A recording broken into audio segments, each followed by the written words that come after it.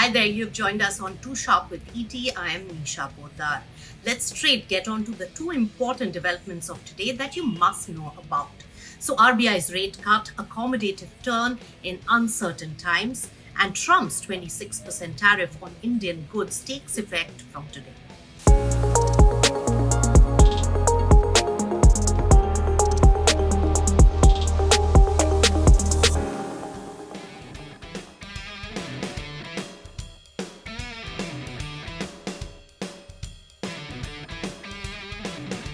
On the rate cut, RBI cuts the repo rate by 25 basis points to 6%. There's a second straight cut under the new governor, Sanjay Malhotra. Now, CRR also reduced by 50 basis points to 4%, injecting, remember, more liquidity into the system. So the policy stance that shifted from neutral to accommodative, hinting at possible future rate cuts, is coming in as a big relief to the market. On growth, the RBI slashes FY26 GDP forecast to 6.5%, down from 6.7%, and the RBI says that more than inflation, we are concerned about tariff impact on growth. So the growth is seen slowing due to weaker urban demand, liquidity constraints, and also the new US tariffs. But there are some positives like strong Rabi harvest, tax relief for the middle class, and early signs of industrial revival.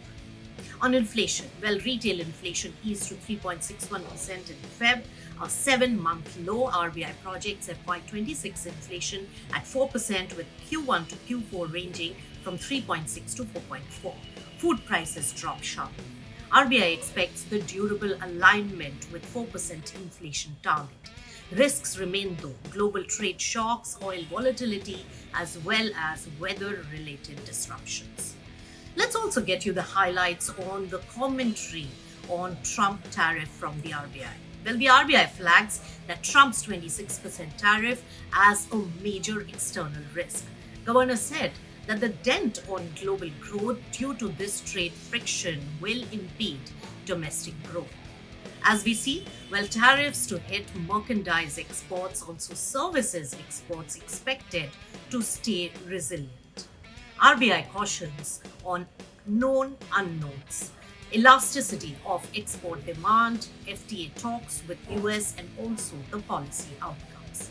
On the accommodative stance though, which is a big positive, he says that the MPC is considering only two options: status quo or a rate cut. He also says that policy stance, remember, offers guidance on rates, not on liquidity.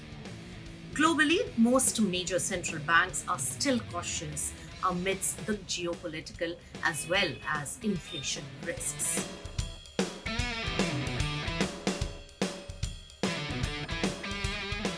Let's now jump straight onto the big story of Trump tariff taking effect from today. New 26% tariff applies to a wide range of Indian exports starting from April 9th. This comes after, remember, flat 10% tariffs on all the US imports under the National Emergency Pass. Now, India runs a $37 billion trade surplus with the US. Now, this is under threat. So the government is exploring tariff negotiations, FTAs, and even sector-specific relief measures to counter this or to address the impact. But what about Pharma? Is there trouble ahead?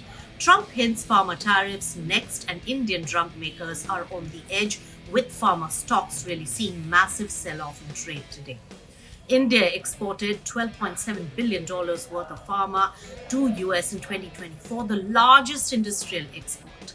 US healthcare savings from Indian generics pegged at $1.3 trillion over a decade. Experts warn of rising costs, loss of price competitiveness for the Indian drugs.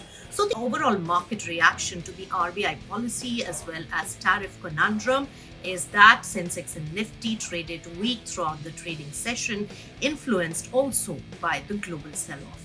Banking stocks tanked, PSU banks were down 2 to 4%. Gold loan NBFCs crashed up to 9% after RBI hints at tighter norms for gold loans. That was the scenario on the market. Lots of factors to be digested by the markets and for making your investment decisions. With that, it's a wrap on TwoSharp with 80. Thanks so much.